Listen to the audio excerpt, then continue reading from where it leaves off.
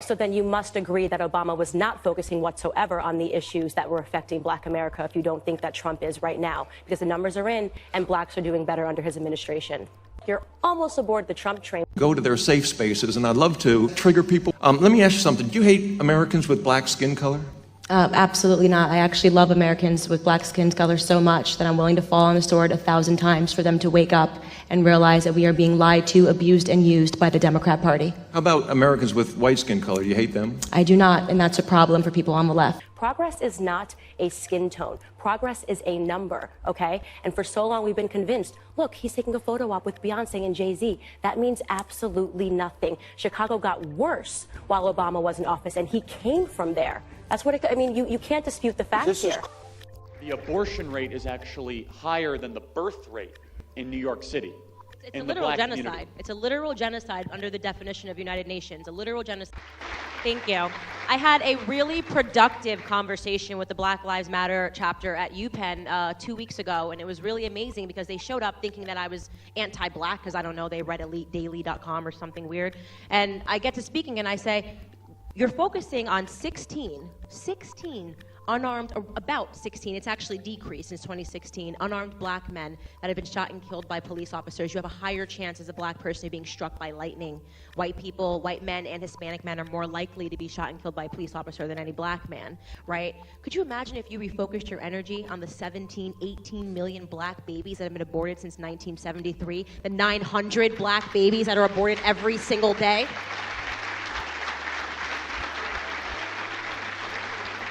And I've said this before, and I will say it again. If Black Lives Matter changed their initiative to black babies, if they changed their initiative to talking about what's happening in New York with 9-month abortions, I would put on a BLM t-shirt tomorrow. That is the truth. We should be focusing on the horrendous nature of Planned Parenthood.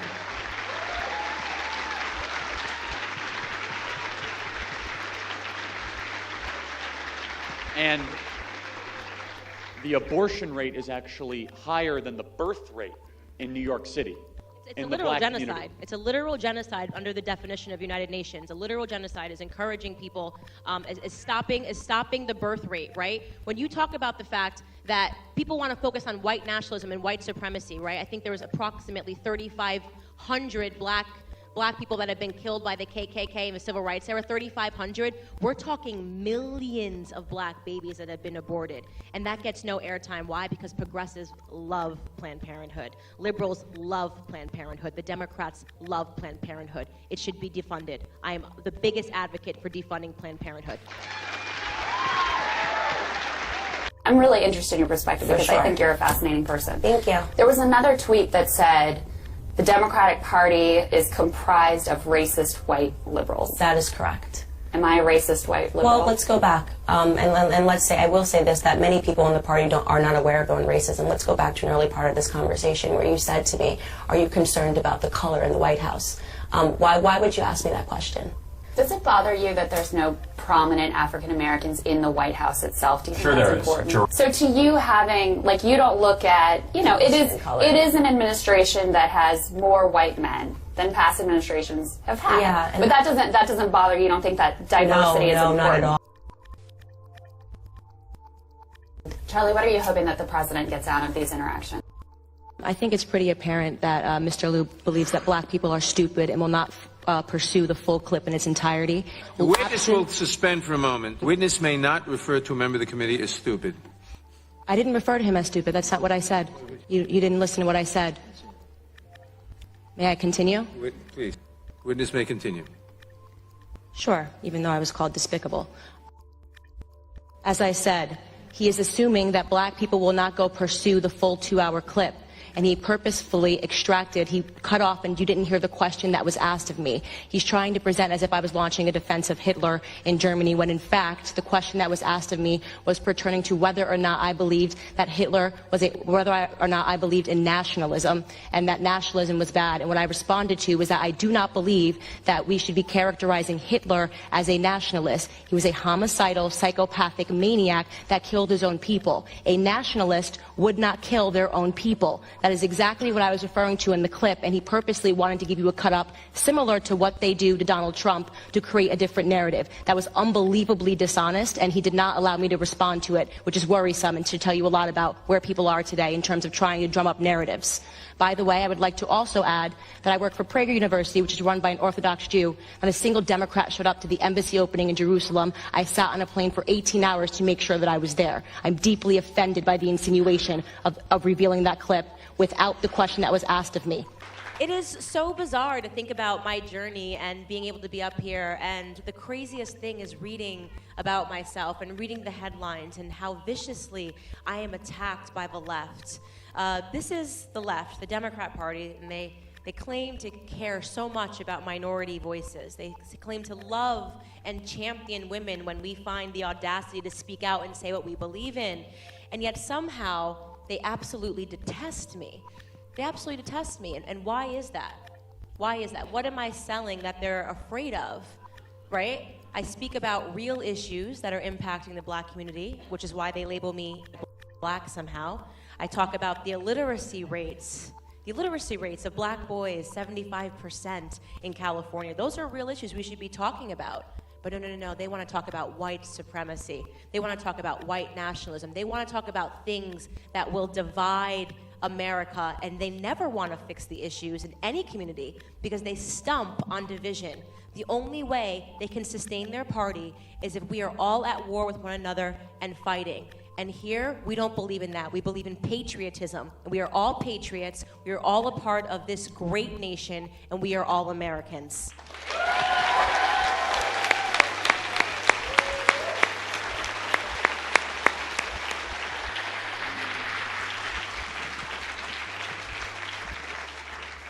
And Candace, the courage that you showed in front of the House Oversight Committee, Judiciary Committee, was just so unbelievable. And I think I speak for everyone in this room just to say thank you for speaking truth to power at the highest possible level, because I can't remember a time where we have had an advocate on that level and that stage be able to look those left-wingers in the eye and those Democrats and say, you have ruined my community and I'm not going to take it anymore. And so you very easily could have just, waited in line and played it safe, and you were not in any way disrespectful. They were disrespectful to you, and you punched back twice as hard. So I wanted to say thank you, Candace, for what she has done. It's totally amazing.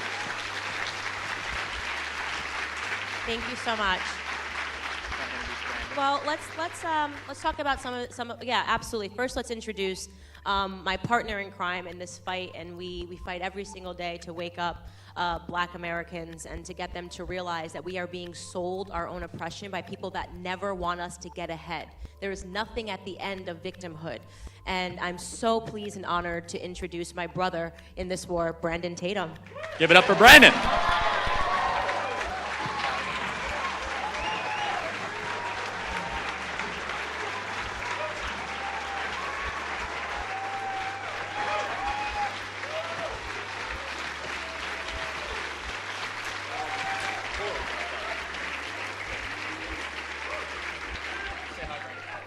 Hey, thank you guys.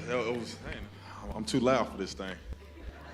Thank you guys. I really appreciate the wonderful reception that we've had.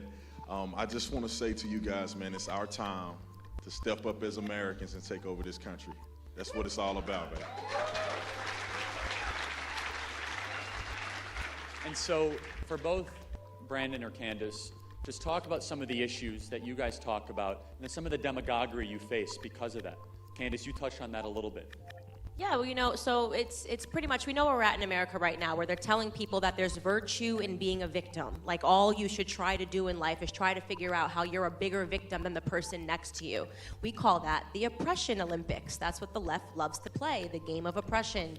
And it works a little something like this. Okay, well, you're white and I'm black, therefore I am more oppressed. Now we're two black people. Well, you're a black male and I'm a black female, therefore I am more oppressed. I think to the left, the greatest thing you could possibly be would be a black woman that's a lesbian and disabled, and then you win the Preston Olympics. That's the game, right? That they want everyone to play, right? And what they don't tell you is that if you believe in that, if you become obsessed with victimhood and you attain that crown, you actually win nothing in life. There are no awards for actually being a victim.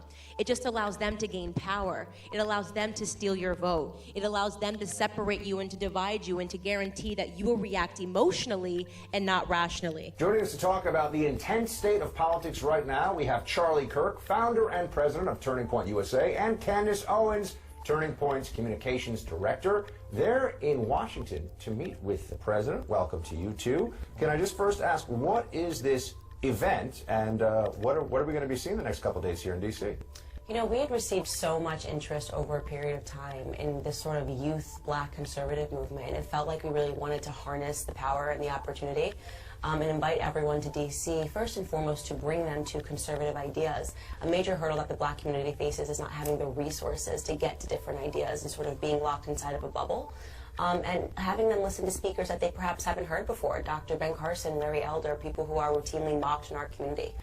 So this is the first ever opportunity to do that in D.C., and we're really excited that it's happening this weekend. Charlie, what are you hoping that the president gets out of these interactions? Well, I first want to take a step back and just give Candace Owens credit for changing the national conversation around these issues from a conservative kind of perspective over the last year. When I first met Candace, one of the first things she said is, she said, Charlie, I think we can have a young black leadership summit that can be a lot bigger than any of the pundits or the consultants would ever dream. And I mean, tomorrow, 400 plus young black leaders from across the country. That's an accomplishment that, especially of a conservative, tilt, if you will. And the number could have been much higher. And that's right. And so the number could have been higher, and it was the last-minute influx of interest. And we had probably 5x that in applicants and in inquiries.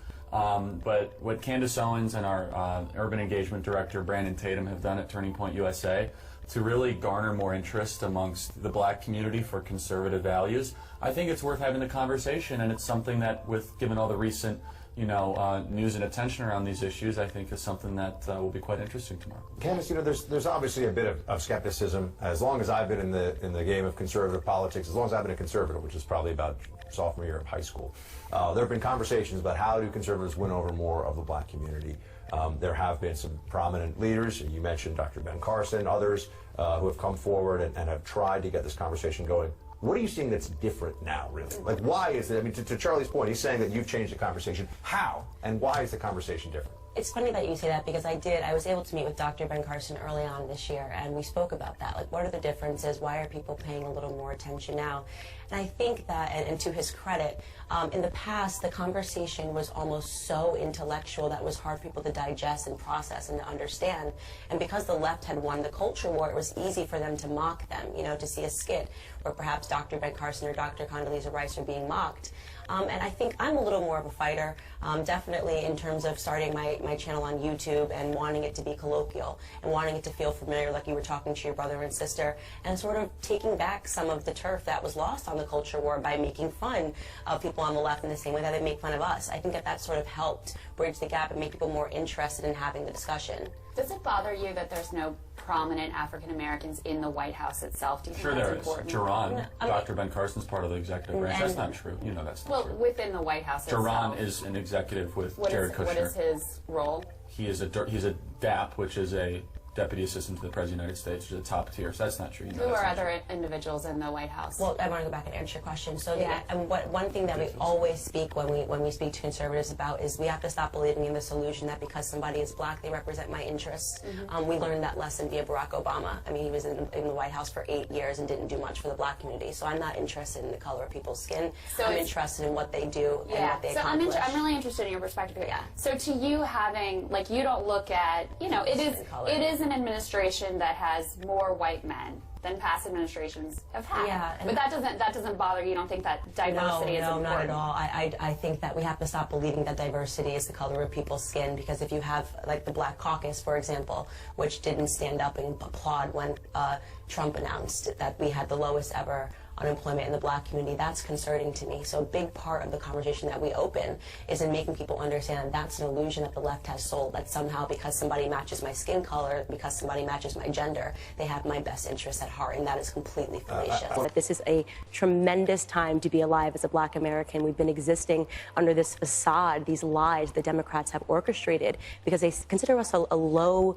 information voter market, you know, and they think we're not going to research the stats and we'll never find out. I hate the race card. It's played every election year. I actually like when they do this, have these delusional responses. Just admit that the blacks are doing better under the Trump presidency. That's totally fine. But it's this refusal to admit it, and blacks are going to start doing the research and they're going to start seeing what's going on. This is a tremendous time to be alive as a black American. We've been existing under this facade, these lies the Democrats have orchestrated because they consider us a low information voter market, you know, and they think we're not going to research the stats and we'll never find out. I hate the race card. It's played every election year. Absolutely. Every single election year. It drives me nuts. You know, 14 states, Daryl, now have record low unemployment, record low. Black Americans, record low. Hispanic Americans, record low. Women in America. Is that his legacy? For that progress, that still doesn't deal for black Americans twice that of whites. Until every forgotten man and woman has a job and a trajectory to the life they want in this great free country. You're not answering my questions. Look at these numbers. Now I agree in some ways. How did Obama fail with 13 million more Americans on food stamps? Did he fail? Did he fail with 8 million more in poverty 8 years later? No, he did not fail at all. He did not fail at all. I think what he did was he made black America a focus. What I want to see, though, is President Trump to show us that black America is a priority for him and to have specifics as to how he plans to do that. There are issues of mental health, he's skating education, around the issue, healthcare. and it's okay. I actually like when they do this, have these delusional responses. Just admit that blacks are doing better under the Trump presidency. That's totally fine, but it's this refusal to admit it, and blacks are going to start doing the research and they're going to start seeing what's going on. I have been frustrated. Al Gore, Republicans don't even want to count you in the census or, you know, the change in tone and cadence before to hold up a mirror to what they're doing, so that's why we never heard those names. 4,000, that's exactly right. That's the exact same number, about the same number of Americans that were slaughtered in the Iraq War, right? It's a war zone. Killed. Well, listen, that's because Chicago is run by Democrats, and they never want to hold up a mirror to what they're doing, so that's why we never heard those names. 4,000, that's exactly right. That's the exact same number, about the same number of Americans that were slaughtered in the Iraq War, right? It's a war zone. And Trump offered to send the National Guard, and the Democrats majorly opposed him. So what it comes down to is Trump is trying to be effective there, and we're seeing that we have so many great results in black America because of him. What do you say to Daryl? But Sean, let me say this, though. I think I want to hear from our president to tell us that something about black America is a priority for him tomorrow. I would love to hear him focus on mental health, education, health care. Those are issues that he can help us with tomorrow. Yeah, Obamacare worked out great for everybody. On those issues. Well, look, it sounds like you're signing up for 8 years of Trump. That's what it really comes down to, because he's doing a great job, the numbers are better, and he needs more time in office to continue to do an amazing job. So it sounds like you're almost aboard the Trump train, which makes me feel happy. We're agreeing on something here. Well, let me say something. I want to see Trump be successful because this is our country, but I don't think he is focusing on the issues that really affect black America. I hope he would, though. So then you must agree that Obama was not focusing whatsoever on the issues that were affecting black America if you don't think that Trump is right now, because the numbers are in and blacks are doing better under his administration. I love President Obama, and I don't think we should spend any more time trying to put him down. I think it's important to show that things are a lot different, and it's important because for so long they have told us that because there was a black president, this meant progress. Progress is not a skin tone. Progress is a number, okay? And for so long we've been convinced, look, he's taking a photo op with Beyonce and Jay-Z. That means absolutely nothing. Chicago got worse while Obama was in office, and he came from there. That's what I mean, you can't dispute the facts. Is this a cultural shift? Is this going to have... We are on the brink of a cultural shift, and I can tell you right now, it is going to be... All right, the left's attempt to shut down and just demonize conservatives in this country is ramping up again. This time, they're attacking African-American conservative commentator Candace Owens for taking on Black Lives Matter protesters during an event at UCLA. Take a look. What is happening right now in the black community, you're going to hear it in this room first. There's an ideological civil war happening. Black people that are focused on their past and shouting about slavery, and black people that are focused on their futures. Victim mentality is not cool. I don't know why people like being oppressed. It's the weirdest thing I've ever heard. I love oppression. We're oppressed. 400 years of slavery, Jim Crow, which, by the way, none of you guys lived through. Your grandparents did, and it's embarrassing that you utilize their history. You utilize their history, and you come in here with more emotion than they ever had when they were living through it. More emotion than they ever had when they were living through it. It's embarrassing. You're not living through anything right now. You're overly privileged Americans. And on Saturday, Kanye West praised Owens on Twitter, and he wrote this, quote, "I love the way Candace Owens thinks, but not everyone of Owens is a fan with compliments and support Kanye West's support." Look at what Tom Arnold went on a sexist, brutal, vicious, hateful, racist tirade on Twitter. Here's just some of what he tweeted. "Aside from being an insane alt-right race pimp, Candace Owens thinks Donald Trump is literally the Messiah, not you, at Kanye West, so you might want to reconsider." He also wrote, "At Real Candace, good luck glomming on to Kanye West. His family already told him you were a phony and a fraud, a former Democratic bad actress." But I don't even want to talk about this anymore. Candace now joins us here. You are a total star. I watched that tape. I am so impressed and so happy for you that you have this gift. But I am so sad for you also that you have to take on those vicious attacks like that. Thank you so much, first of all, for the compliment. It means a lot coming from you. And let me tell you, do not be sad for me. This is exactly what I wanted. This is exactly what I intended to happen, because I knew exactly what I was going up against. When you go up against the left, this is what they do. They try to essentially say that you are not allowed to think differently. I say it all the time. Blacks are ideological slaves and pawns to the Democratic Party. Try and invest in real estate. If you don't put your money on under a mattress, believe me, I know what you mean. It's not the same, though. How I watched Kanye West, I was so happy that he did that, because that's what I always thought. Everybody should embrace this freedom. Why do so many have a problem with this? It's not a problem with it. You have to think about what the left has done successfully. They've hijacked our education. They hijacked our families via LBJ and the Great Society Act, taking away black fathers so that black youth would start to look at hip-hop culture and NBA and NFL athletes for the right direction. This is why they're constantly utilizing Hollywood, and there's developed this underground system of conservative thinkers in Hollywood for fear of losing their jobs. Kanye West is just the first person that's brave enough to come out swinging against them and saying that he has a right to think according to how he would like to.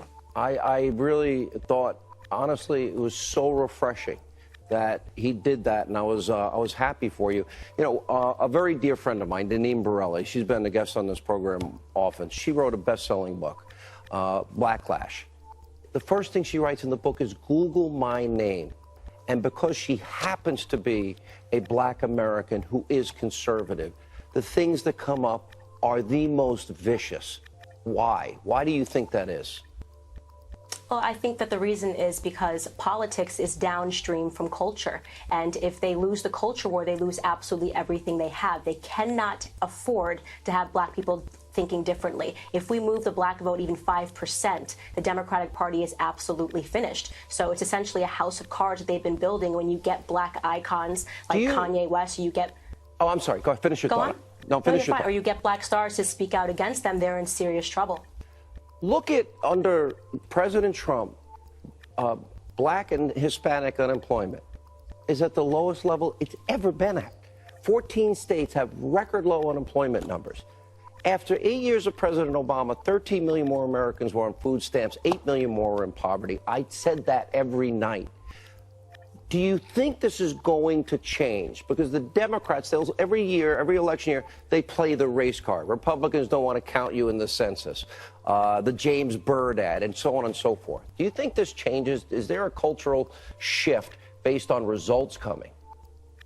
100% there's going to be a cultural shift. And you mentioned the Black Caucus, which stood for more food stamps when Obama announced it, but sat when Trump announced black unemployment. That is disgusting, okay? And that is because they work for leftists. It has been infected. It is a swamp. And I'm telling you right now, we are on the brink of an ideological revolution, and the black community is going to start waking up. And I'm so happy that I get to play a part in this.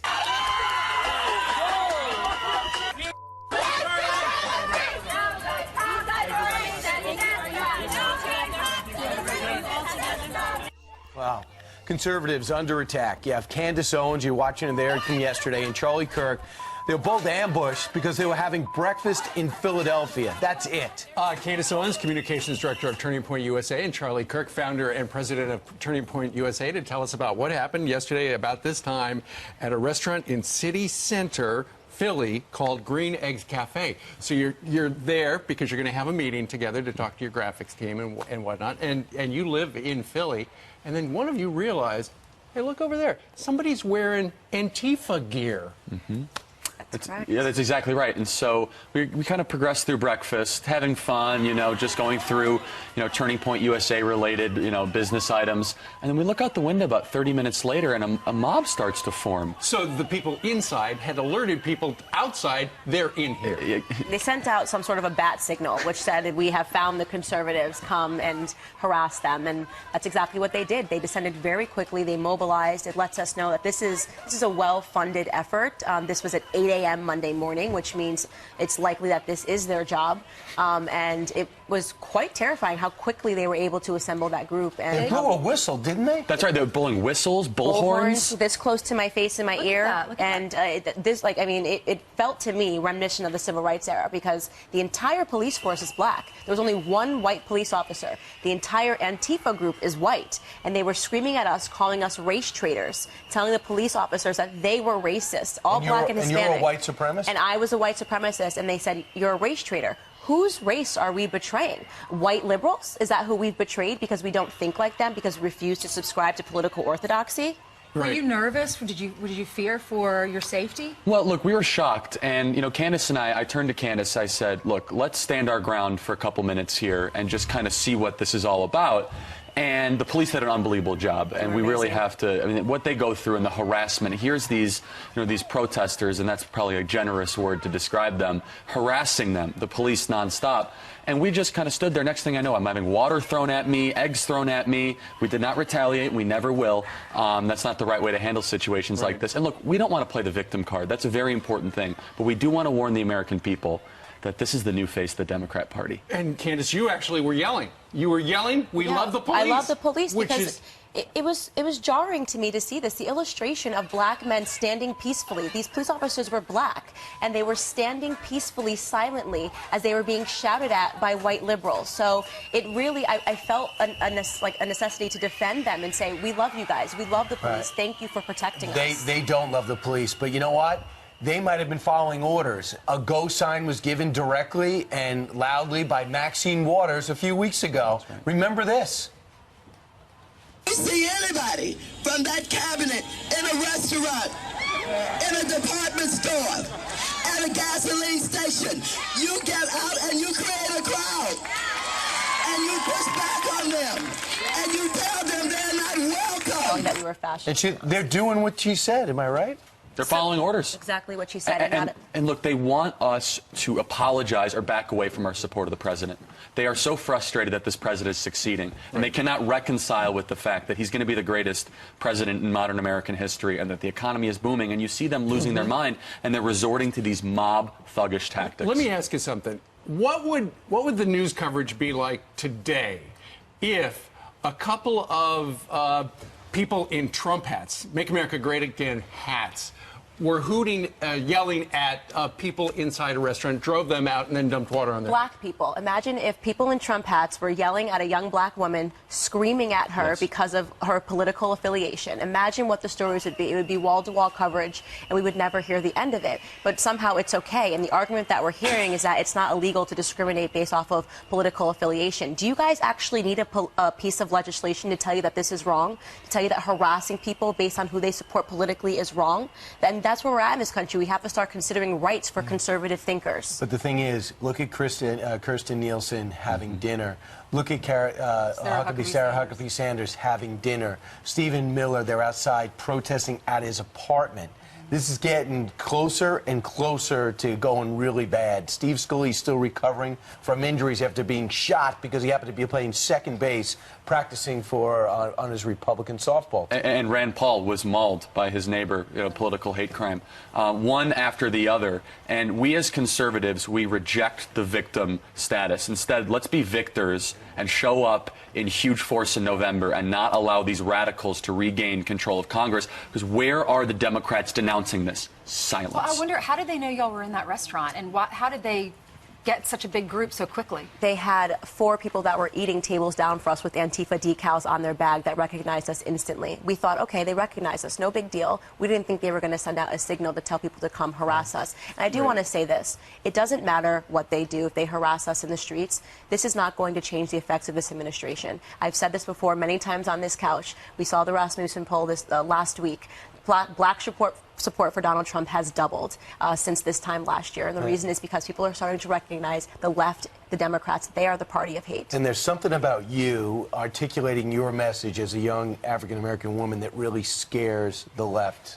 I've been tremendously effective. I've been showing the truth. I've been telling the truth. I've been telling them about real black history and showing that it was never the Republicans that were racist in this country. It was always the Democrats. The Democrats were behind the terrorism and the KKK. The Democrats are behind Antifa and the terrorism that is happening today. It's a shame that y'all can't have breakfast in peace, so y'all stay safe. Have you thought about security now? Yes. Yeah, that's something we're obviously looking very close at. And it's a sad day in America that 2 20-somethings can't eat quietly at a cafe and we're harassed for our support of the president and conservative values. But we're not going to back down. We're just getting started. Can't have a plate of eggs and toast. That is a searing indictment of the political atmosphere right now. Charlie and Candace, thank you very much for joining us. Thank you. Ms. Owens.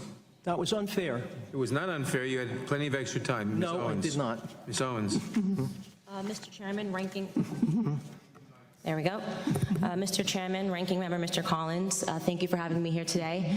I received word on my way in that many of the journalists were confused as to why I was invited, and none of them knew that I myself was the victim of a hate crime when I was in high school. That's something that very few people know about me because the media and the journalists and the left are not interested in telling the truth about me because I don't fit the stereotype of what they like to see in black people. I'm a Democrat. I support the President of the United States, and I advocate for things that are actually affecting the black community. I'm honored to be here today in front of you all because the person sitting behind me is my 75-year-old grandfather. I've always considered myself to be my grandfather's child, and I mean to say that my sense of humor, my passion, and my work ethic all comes from the man that is sitting behind me. My grandfather grew up on a sharecropping farm in the segregated South. He grew up in an America where words like racism and white nationalism held real meaning under the Democrat Party's Jim Crow laws. My grandfather's first job was given to him at the age of 5 years old, and his job was to lay tobacco out to dry in an attic in the South. My grandfather has picked cotton, and he has also had experiences with a Democrat terrorist organization of that time, the Ku Klux Klan. They would regularly visit his home, and they would shoot bullets into it. They had an issue with his father, my great-grandfather. During my formative years, I had the privilege of growing up in my grandfather's home. It's going to shock the committee, but not once, not in a single breath of a conversation did my grandfather tell me that I could not do something because of my skin color. Not once did my grandfather hold a gripe against the white man. I was simply never taught to view myself as a victim because of my heritage. I learned about faith in God, family, and hard work. Those were the only lessons of my childhood.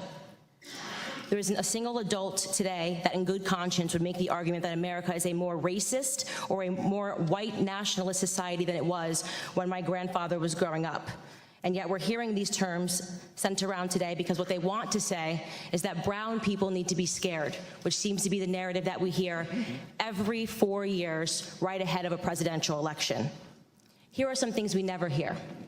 75% of the black boys in California don't meet state reading standards.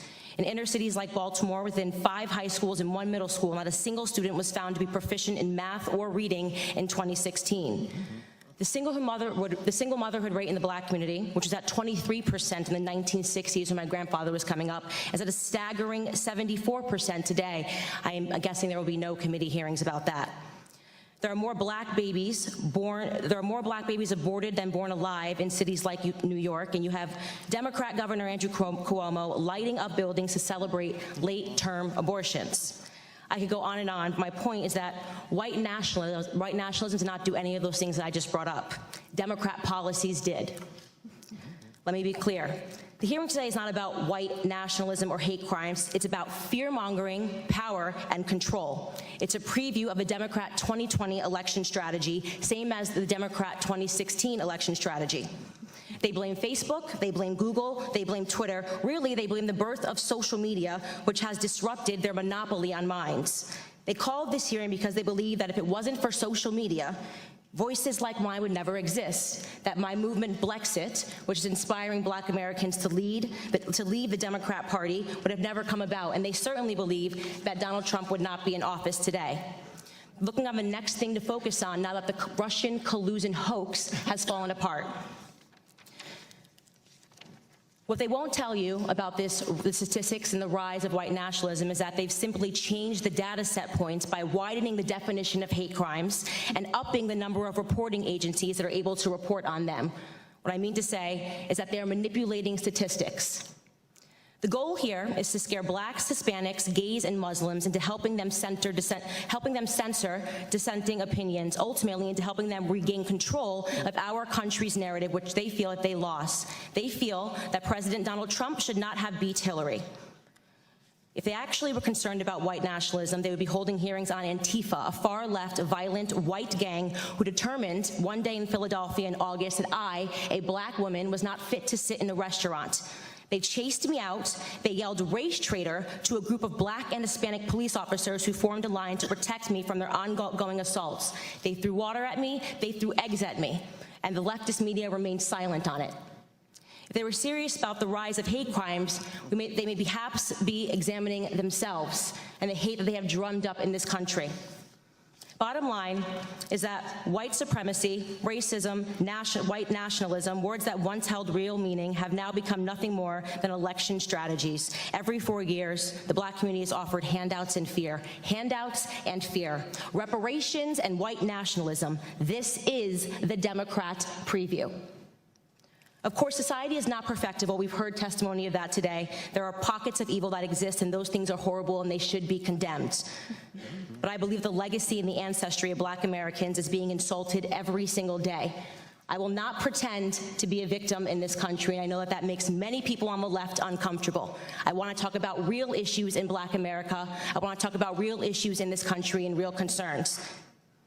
The biggest scandal, this is my last sentence, in American politics is that Democrats have been conning minorities into the belief that we are perpetual victims, all but ensuring our failure. Racial division and class warfare are central to the Democrat Party platform. They need blacks to hate whites, the rich to hate the poor. Thank you.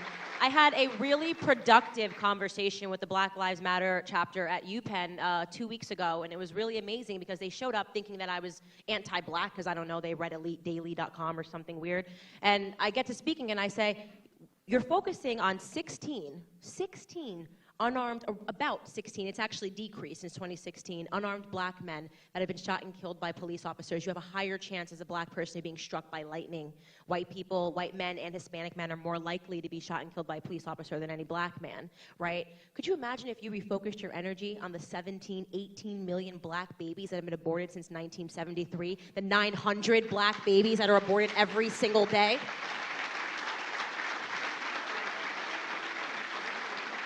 And I've said this before, and I will say it again. If Black Lives Matter changed their initiative to black babies, if they changed their initiative to talking about what's happening in New York with 9-month abortions, I would put on a BLM t-shirt tomorrow. That is the truth. We should be focusing on the horrendous nature of Planned Parenthood.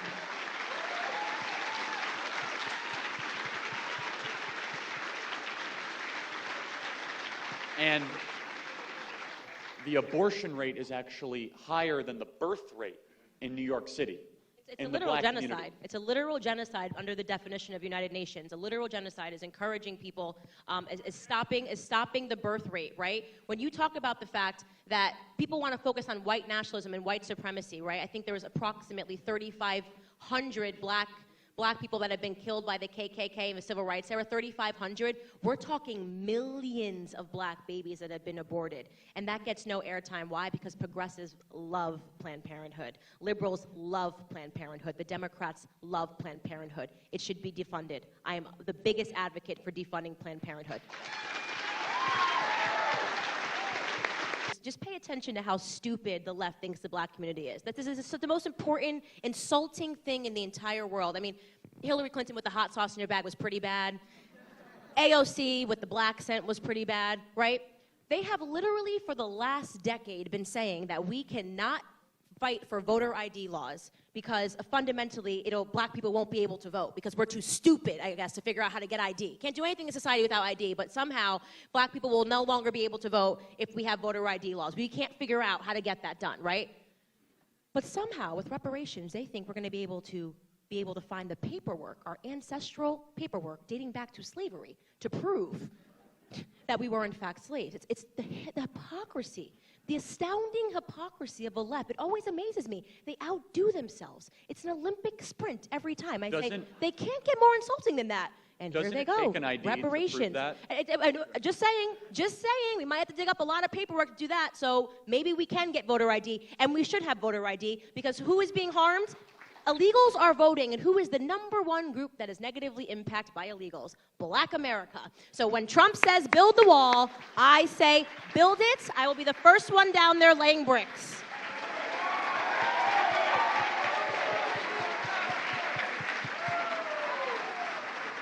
Right, and we talk a lot about this too. So there's a second thing that I hate. If I had two big initiatives, it would be the first thing obviously would be to transform black America, because I think we've been sorely miseducated. I started as a liberal, he started as a liberal, and we finally feel like we're awake to the nonsense that is happening in our community and where the cancer is really coming from, which is liberals and their policies, right? The second initiative is I would love to destroy radical feminism, okay?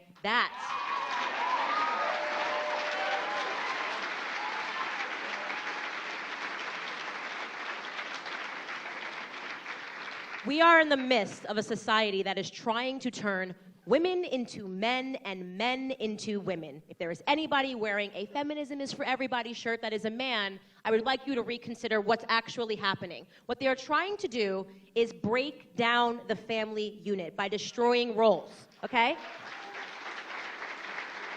If you want to know what happens when you break down the family unit, look no further than the black community.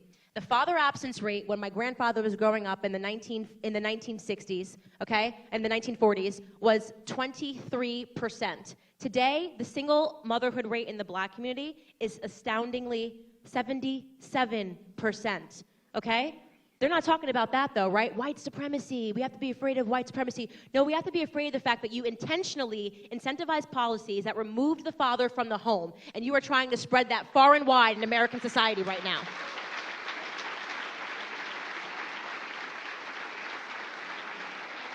And can I just add that I love masculinity. It's not toxic. Society is driven by strong men and strong women. We need strong male figures. Having a strong male figure in my grandfather growing up is what saved me. It is what saved me from liberalism. A strong male figure. We have to fight to defend men. And ladies, it's on us. This battle is on us.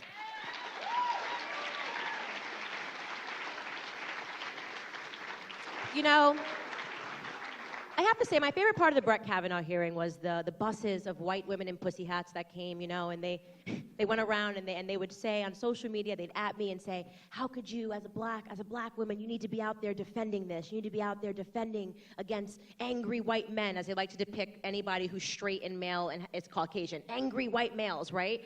And I said, how stupid do you think I am? You think I don't know my own history? Do you think this is exactly what got my ancestors lynched? Just believe women? With no due process, no facts? We already tried that in the civil rights era. I don't want to believe women. I don't want to believe men. I want to believe facts. And there were 0 during that case.